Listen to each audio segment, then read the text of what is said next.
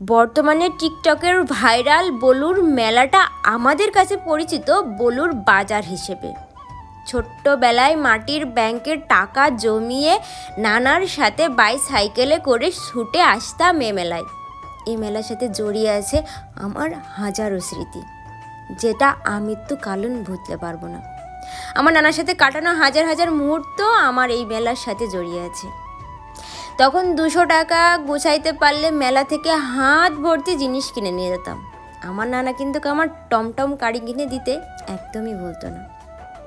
সময়ের সাথে সাথে মেলার ধরন পাল্টিয়েছে, দেখলাম এবছর মেলার নামটাও পাল্টিয়েছে, বলুর বাজার থেকে বলুর মেলা।